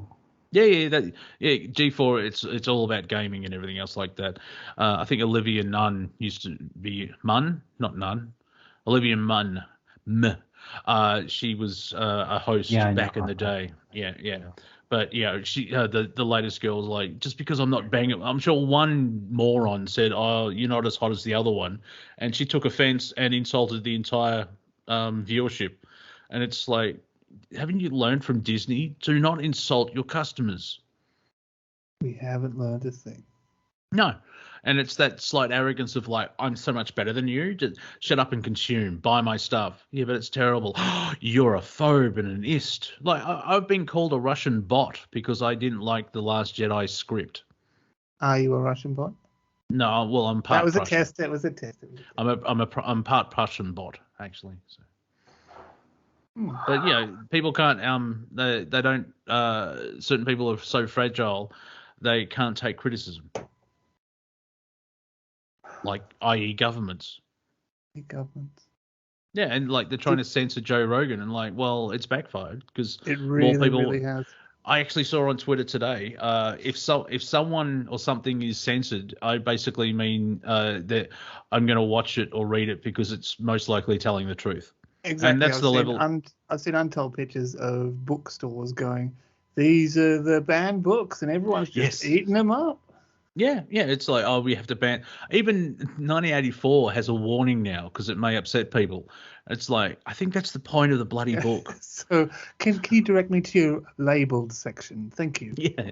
Yeah. Hi, I'm a 30-year-old man child that is so fragile. I get offended if someone writes something on the internet, and I mean, it's that bad that I'm just when here in your Trump bookstore won, to add my own second label. yeah, when Trump won the election in 2016, the universities up around Boston, they actually had they paused the exams because people were in distress. Like, yeah, you're supposed to be the next generation of humanity, and you can't even accept people counting some pieces of paper. Yeah, I think whoever made that decision needs to eat a little sachet of cement. Well, yeah. I mean, have you seen what's happened to Black Lives Matter? Apparently, there's $60 million missing. Yeah, she bought the houses with them, 3 of them or something. I know that was like a Yeah, she year has ago. gigantic mansions. Wasn't that a year ago? Yeah, and kind of ironic for a Marxist to buy 3 mansions. Also, one of the pages that made the highest amount of money on Facebook was run by a white guy from Australia. Well, there is that. Well, Is it actually, you, Monty? No, I would have bought you something. Jeez. All I've got is a slap to the face and a mouthful of abuse. I was wondering if you can buy, like, even if you can order the people who sing Happy Birthday come to your door and sing Happy Birthday anymore, if that's a thing. It's probably not a thing anymore. But if you could do not one, in COVID. like to open someone's door, make sure it's the right person, of course, and then just slap them in the face in a comedic style, or they'd be wearing something comedic, or have some kind of glove so it didn't really hurt, so it'd be more comedic than pain. No, unfortunately, just because you shared that idea, someone is offended. Damn it. That's the level we're at. Oh my God, this like really funny guy from Sydney said something, and I'm offended. I'm hurt. I just felt like slapping someone though, and apparently in my sleep I just slapped and went walking until I found someone to slap them. Couldn't control it. Couldn't control myself. Yeah. Well, that reminds me of it's not Grace Knight. What's her Grace, the comedian Grace. Oh. No, she's a Southern state comedian, and she was part comedian of a sitcom, Grace? a sitcom called Grace Under Fire. I can't remember her last name, but one of the gags in the sitcom was like she's sitting in a hospital waiting room, and she asked someone, so how did you get the black eye? And the lady says, oh, I walked into a door.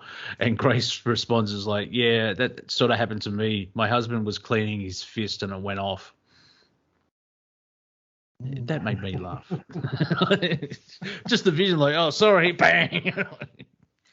Because, domestic violence is funny, but it wasn't actually making fun of domestic violence. It's that's the other thing. Like, apparently Ricky Gervais has got a new special coming out, and he hopes he will be cancelled because of it. I love that guy. Have you seen he's done this series where he is this guy who's kind of lost his wife, and he works at the local newspaper, and he's kind of depressed. But then the story is told so beautifully around him.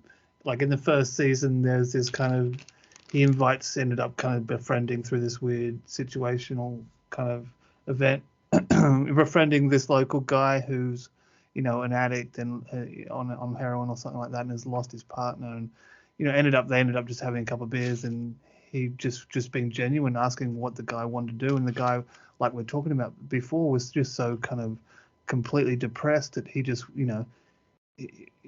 Gervais kind of said, what are you living for? And he was like basically, if I had enough money right now, I'd buy as much as I can just to try and end it all. And Gervais just, reaches in his back pocket and opens up his kind of wallet and says, this is all I've got. And it's like, even concepts like that of helping or euthanasia like that are really kind of edgy. He's just kind of trampling over in the right way. It's really nice. Yeah, but he's an atheist, so he's going to have a great shock when he dies. Well, yeah. That might just be an easy way to get past that question. Or I'm sure who's Christopher asked it. Hitchens. Yeah, I'm sure Christopher Hitchens going, damn it, still. I'm glad I achieved things, but damn it. I'm not a big fan of Ricky Gervais. I can watch his stuff once and go, that works, that's brilliant. But I don't find him hysterical like other people.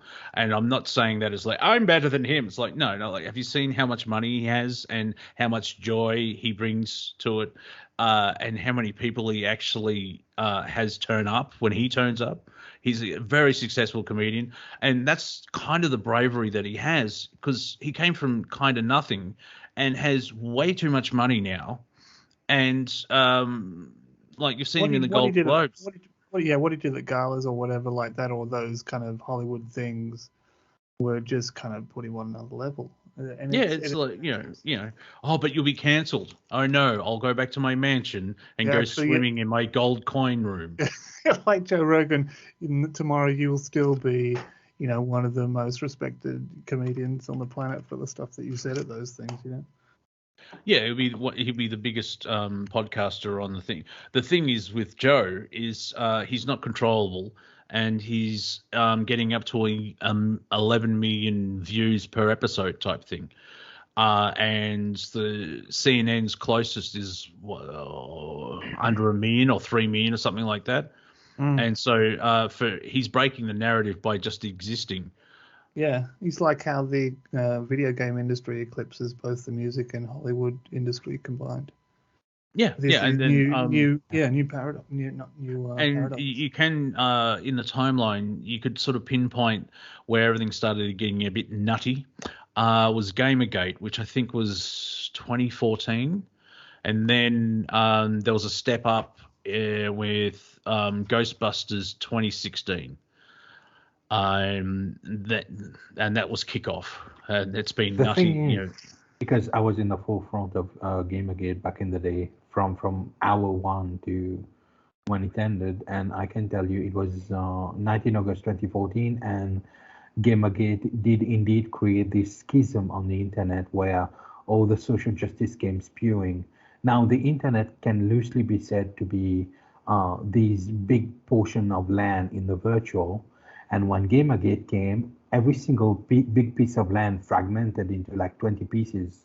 So in the liberal camp, we had the furries who like black people, the furries who like Asians, the feminists who like furries but don't like black people, the furries who are white but are not okay with feminism. Everyone had their little camp, and everyone, got destroyed. And we quickly saw how mainstream media quickly rallied and tried to damage control the whole situation. And right afterwards, they said from now on, every movies will have BAME, Black, Asian, minority, ethnic characters in every TV show, in every movies.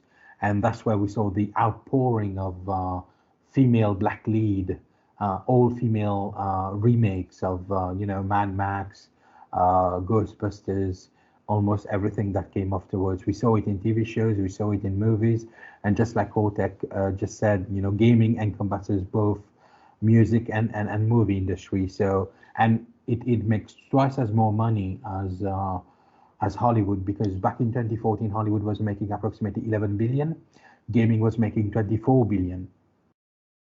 So it's twice as more. And there's that desperate attempt to control. And Joe Rogan is pretty much the gaming industry of our news, and everyone wants to control him, and he's just sitting there saying, well, do whatever you want. I'm independent.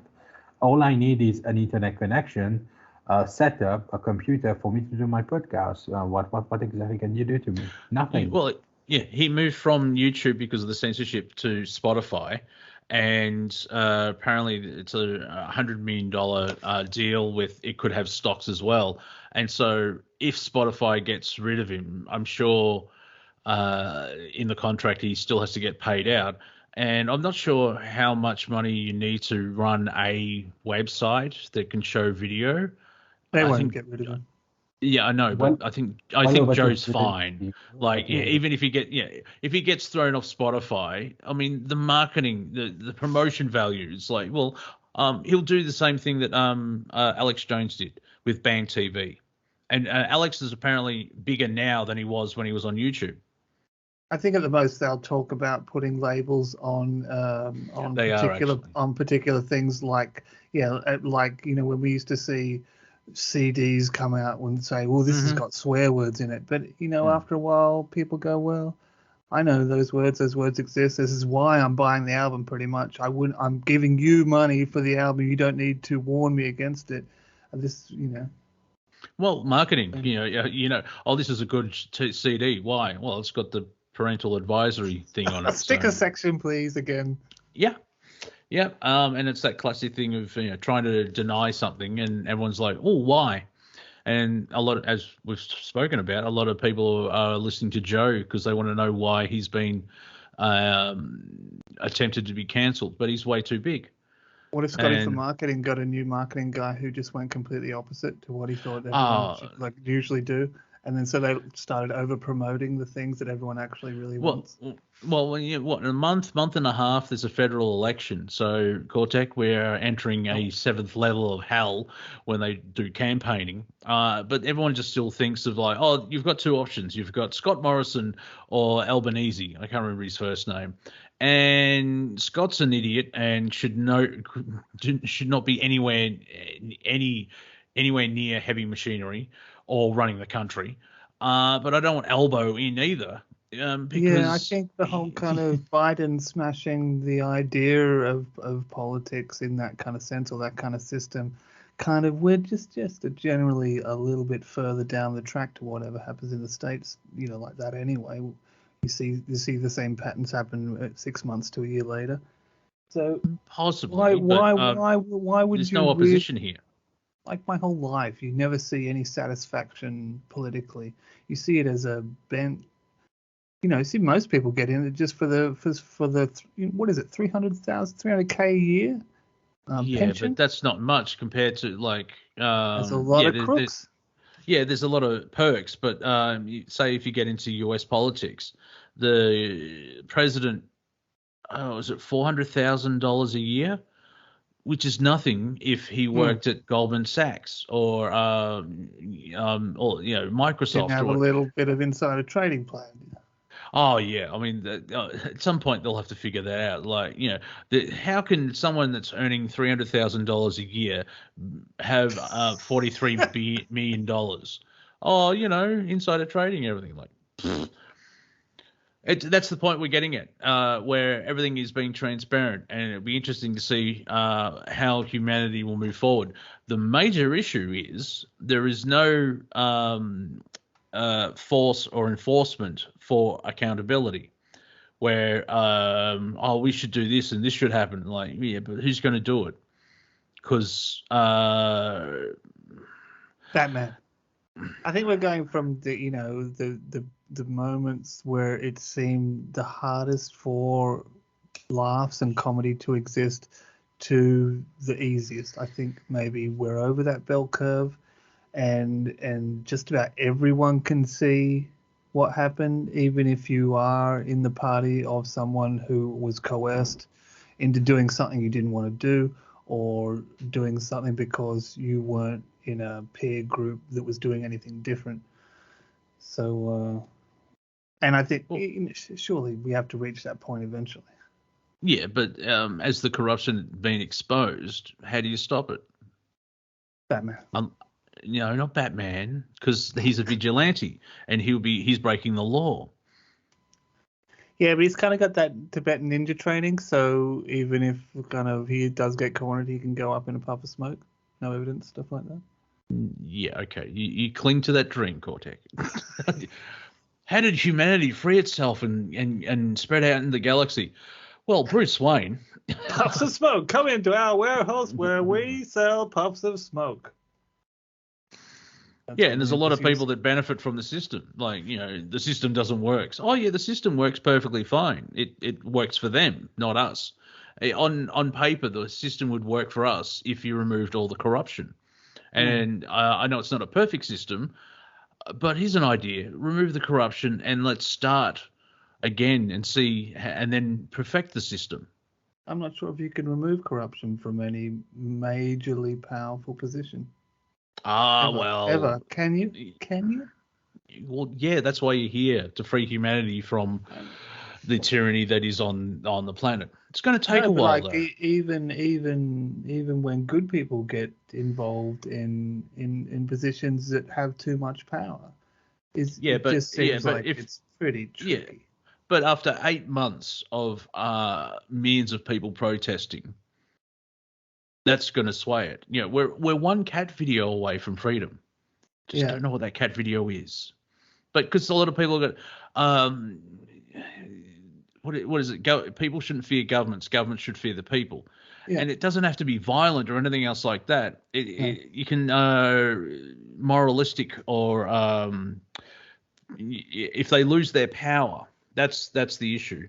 And a lot of people are just going, oh, violence. But that's the old way of doing it, and that's what they're hoping for, so they can clamp down harder. That would be playing into what they really want. Yeah, but I'm not sure what Gandhi was like as a human being, but he wore a diaper and got the English out of India. That's an achievement.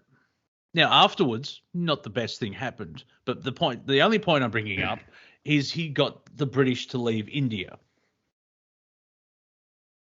Yeah, I'm clinging to that point.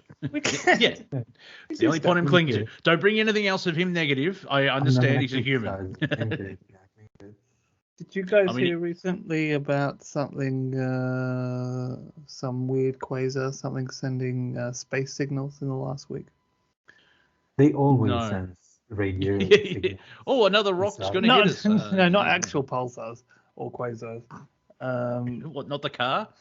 No, it's something else. It was something else, and it was discovered by. This is not it. This is something else. People talking about black holes spewing stuff out rather than sucking stuff in now. Yeah, but the stuff that actually is shared, that's kind of controlled anyway. And so, if there is like a mega event, most likely we wouldn't know about it till it happened, or they would try. And would we know? Would we know about it? Yeah. Well, if there's like, if our sun is going to explode and wipe out the planet, they won't tell the general public because there'll be just mass panic. They'll just try and stop it. I mean, allegedly, these New World Order idiots had tried to ignite Saturn so they could create another sun. Well, it was 50-50 with Oppenheimer and Einstein to when they were doing the bomb, whether they're going to ignite the atmosphere on Earth. They said, well, we don't really know, and they did it anyway. Yeah, exactly, and that was the scientific thing. Oh, let's try it. 50-50, I like those odds. Yeah, but also, I mean, that was trying to stop fascism and blah, blah, blah, and World War II changed. But you can go back to, when the Federal Reserve was created. That's when everything started to go really hardcore. And they've been, they have been planning that for centuries to let it happen. And we've been in that scenario for 109 years. And it's never had an audit. Nothing sus. Which scenario? What? Like, what do you mean we never had an audit? The Federal Reserve Bank in the United States has never had an audit. Sorry, I should have clarified it or given more information. So, I mean, that was the one thing about Ron Paul was saying, maybe we should audit this to see what's on the books.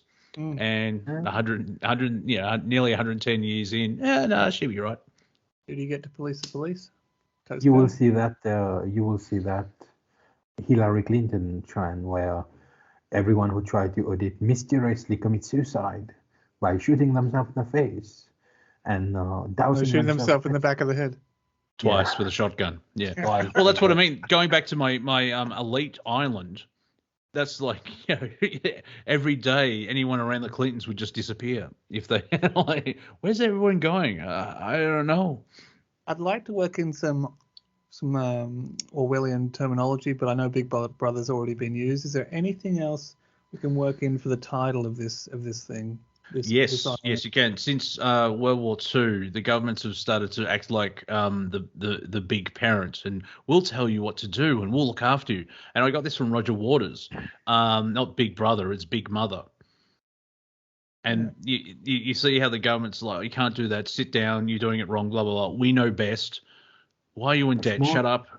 It's more like a big, overprotective, schizophrenic mother. Mm-hmm. I think you nailed it with Big Mother, and I think we get some kind of animated character that is the Big Mother, that is like the presenter of the show and provides all the comedic kind of stuff. Yeah, like I've got the DVD of 1984, and I've got a copy of the book. I should read the book. I'll listen to half of it. I will read it eventually and go, oh wow, this is a documentary. But the movie itself, there's enough ideas in that where it's like we're slowly turning into this, where in that reality of 1984, they removed sex, and you're not allowed to have an orgasm because that will cause problems. And basically, dare I say, from a spiritual point of view, you can't touch the face of God because you're not climaxing, and so you're all just robots just living a lie, and you're all slaves, and there's an endless war. The war will never end, and it's all about control. No, it's not much comedy in there. Don't remember the jokes being very prolific. I recently bought the 4-book set of Neuromancer, the whatever it's called, Burning Chrome series. William Gibson, he does Neuromancer. I only read one of those books, but it's like just an ideas filled take of the future, and it was back in the 80s or something like that. But apparently it's a 4-book series. But there are authors out there that have a bit of an imagination, don't need to settle themselves in some post-apocalyptic background to feel like they've got a full idea. Are you familiar with the movie / novel Soylent Green? Yeah, I've never read it. It's probably even better to read, but I've seen the movie. Yeah. That was set in 2022. So just putting it out there, people. Yeah, wow. We'll start eating it. Yeah. Yeah. Have you seen that meme of the timeline through sci-fi? It's like you are here, and we're just look, Soylent Green's next year, which is now. So. Well, we're getting into uncharted territory. That's pretty cool. Well, yeah, they don't use the Star Trek timeline because the way that entertainment's all about the message now, and the latest Star Trek is just so. Remember when Star Trek was uplifting and no, it was good back then. It's shit now because in 20 years the Federation went from hope in the galaxy, and you try and be better. There was no drugs, no swearing, no money, and the experience of being a human was to actually improve your own experience existing. And then Picard season 1 came out, and they're swearing, it's full of corruption, and one of the main characters is addicted to drugs. And like, wow, only 2 decades, and but it was supposed to be it's a comment on Trump's administration. Like, in Star Trek, really? Like, comment on bad acting and writing. And spoiler alert for if you haven't seen Picard season 1, Picard dies and then gets copied and it is put into a body like Data. So basically, at the end of the show, Picard becomes a Cylon. That sucks. Well, yeah, because there's no spirituality; it's all science, and so they copy his brain waves and everything else like that. So like they don't mention anything about a soul. I'm not sure if there'd be anything more annoying than a Picard in a robot. Well, yeah, apparently he ages the same. It's so Patrick Stewart can age gracefully. But the second season apparently comes out this year, and they brought back Q, and like, oh man, they're just going to go woke so hard and ruin everything. Yeah, they're going to make Euphoria in space with Zendaya in it. That's exactly what they need to do. Then they'll be satisfied. I'll be honest with you. Tell them to do it. Yeah, and here at Planet Collingwood, we ask the hard questions like, why has Star Trek Discovery been given a 5th season? Because everyone's watched everything, and the TV show was not designed for you. It was designed for the next generation coming in. So the next generation coming, or the current generation who are kids right now, need to be imbued in this sort of rhetoric. You are from the last generation, previous generation, and you had the normal rhetoric, and they will need the abnormal one. That's why they're doing it. That's why they're remaking everything. Yeah. So it's the Yeah, message. Monty. It's got nothing to do about ratings, advertising, merchandise. It's the message. It's the same for Doctor Who, because everyone thought Doctor Who wouldn't get an additional season, and guess what? Doctor Who is gonna get as many seasons as they need, because they're not doing it for us. They're doing it for those who are yet to be born, and those children will be watching this, and it will be instantly normalized for them. I mean, these days we have garbage like Euphoria. Euphoria is absolute garbage. Drug, sex, and they're exploring their identity. You don't rummage through a bin and explore your identity. You go out there and you live your life. I do. Yeah, you have experiences. The thing about Doctor Who is Zendaya in it, and all the Zoomers love Zendaya. I don't even get it. Why? Zendaya is not the modern day Marilyn Monroe. Yeah, apparently she is. That's exactly what's going on these days. They're not making it for us. They're making it for those who are yet to be born.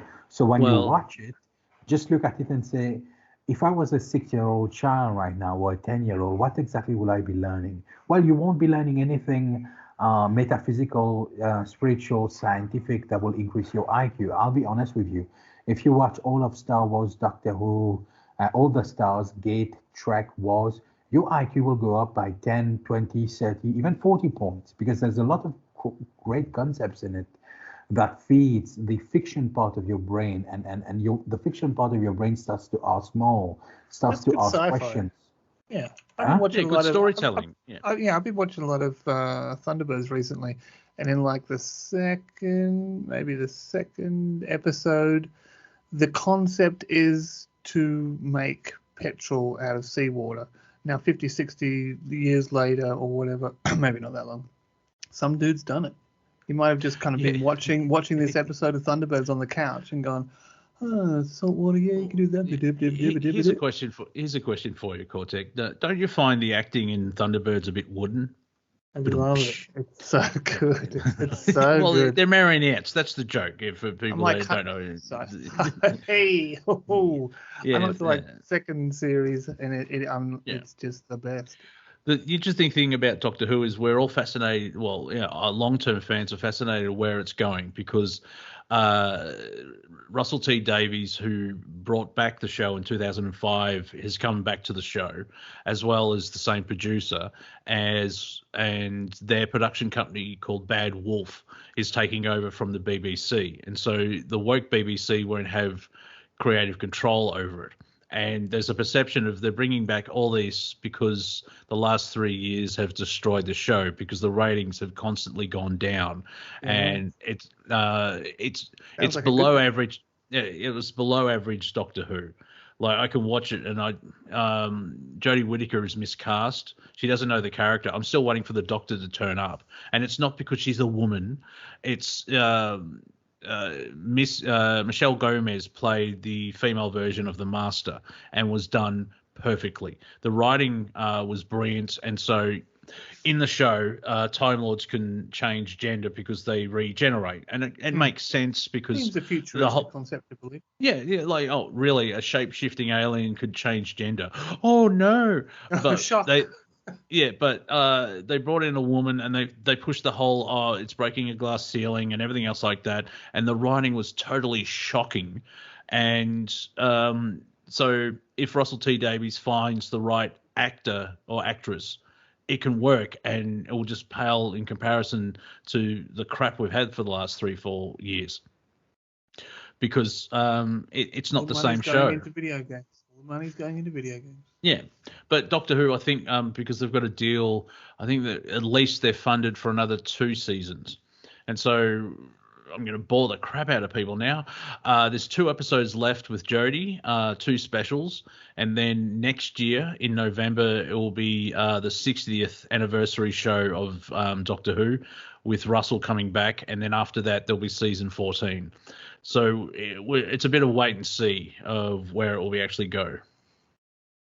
You think no one's listening, but maybe Sari's listening. She's going, yes, that is the best information all afternoon. Well, it's, if they get the woke crappy out of it, and just go back to good storytelling using allegory, it can come back. However, we have to actually wait and see. can't try and control the river too much, can you?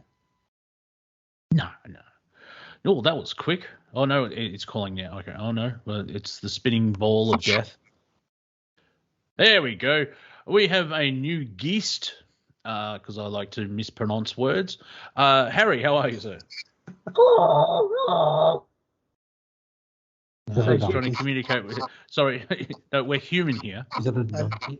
I think that's real animals. That's a geese. Hello, Yeah. Goose. Geese. Yeah. Maybe a geese. No, geese. Geese. There's a T at the end. Oh, sorry, I'm a bit deaf. Bit hard of hearing. Been singing my little head off. How are you? Well, yeah, just enjoying this winter's day in Melbourne. Yeah, I know. All the leaves are brown. And the Yeah, sky is until grey. well, actually, let's see. Yeah, we'll get up to 28 degrees on Sunday. So yeah, summer's still here, but I'm still freaking out. It's the 2nd of February. Yes, an epic day, actually. It's my ex's birthday today.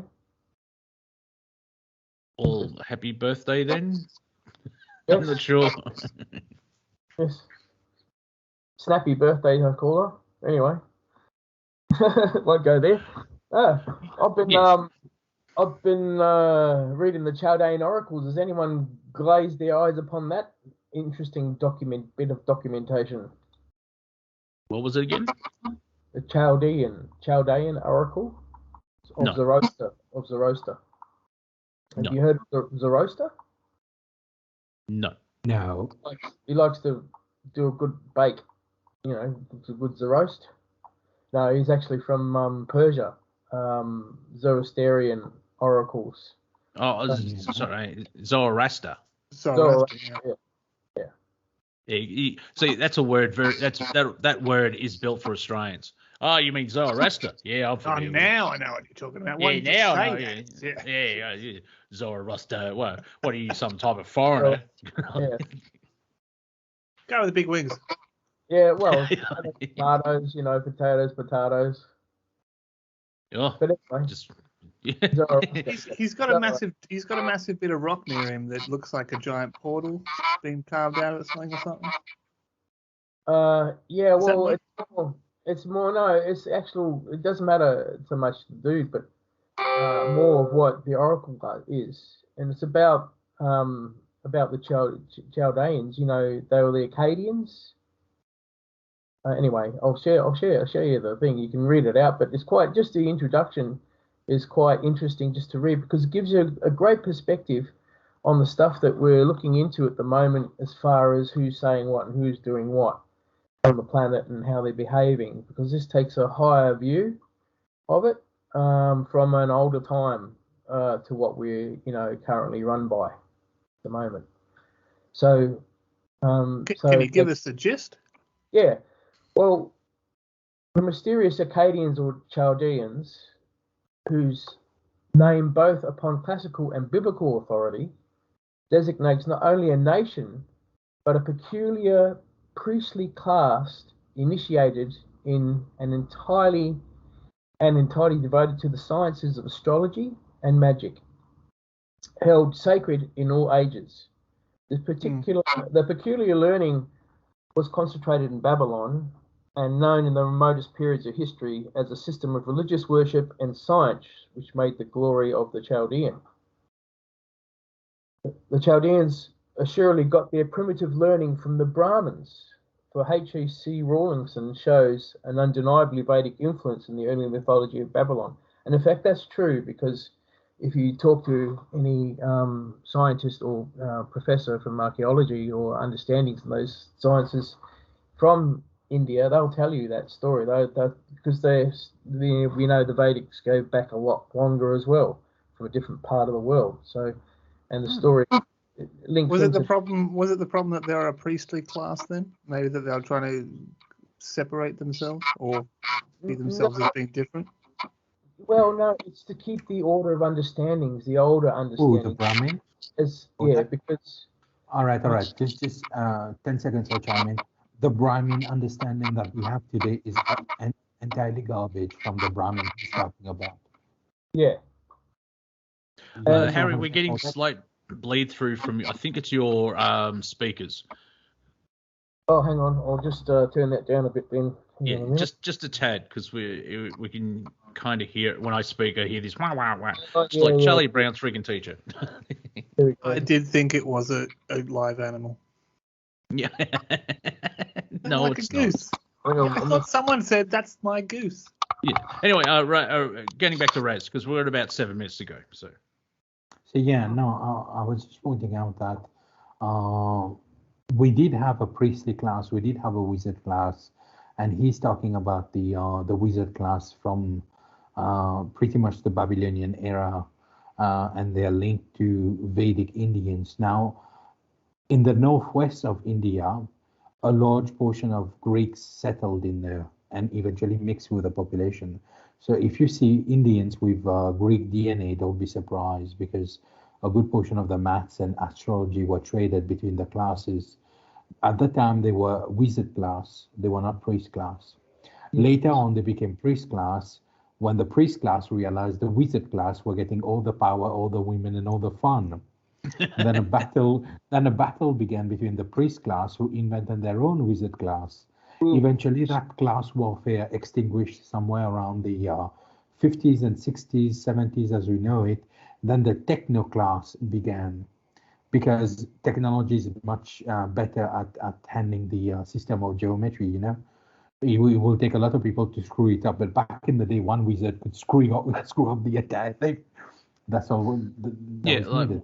Yeah, the first half of the 20th century, a lot of the wizards/magicians were taken out, like about 80% of that class. No. They were not taken out. They were unaware that scientist class were actually wizard class. Like Tesla, for instance. They were entirely scientists, and they didn't know they were wizards. Yeah, and when you read this article from a scientific point of view, as I'm doing, right, it completely makes the story clear, because when you look at it at the spiral form, the power and the spiral form of the infinite God, right? This is what is it says in here about God, Father, Mind, Fire, Monad, Duad, and Triad, about the levels of creation and the All right, don't get caught up. Let's get to the point.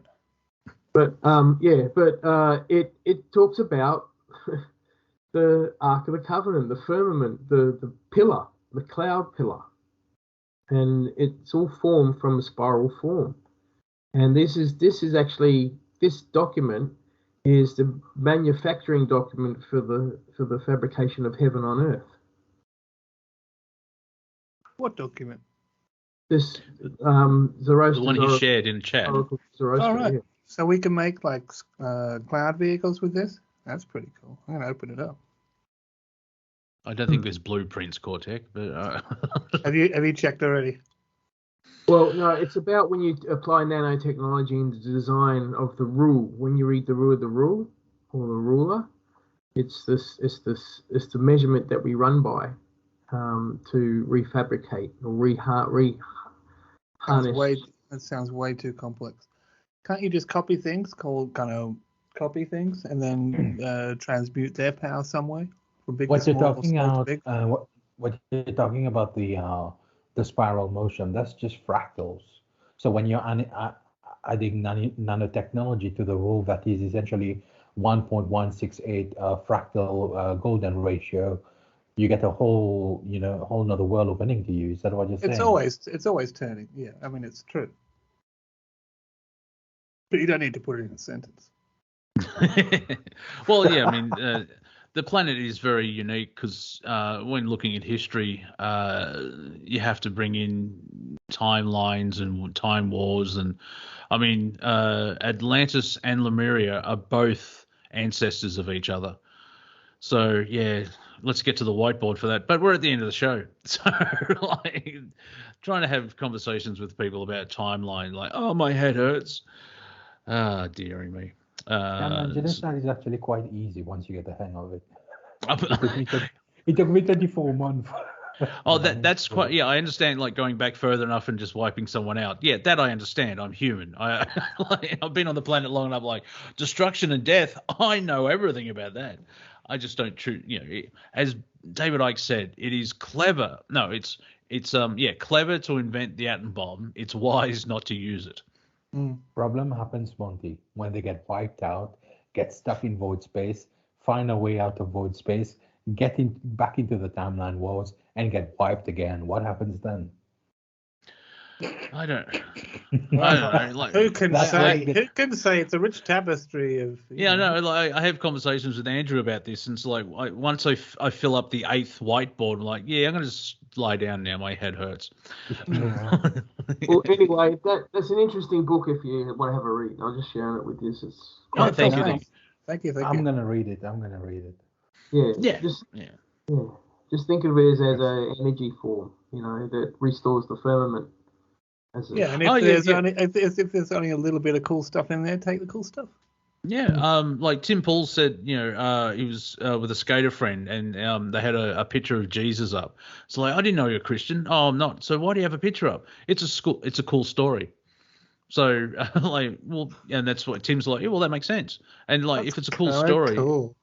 Yeah, and a lot of stuff you can still. I mean, as Ray said earlier, Empire Strikes Back alone, just watching the scenes with Yoda in it, you will find more spirituality condensed than any teachings ever.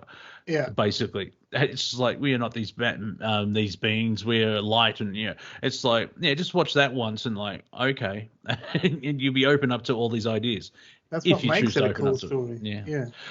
We have come to the end. This is Planet Collingwood. That was Planet Collingwood. If you enjoyed, please donate. If you're on YouTube, just go to my page and click on the PayPal and give me a couple of shekels so I can feed my cat to a tiger.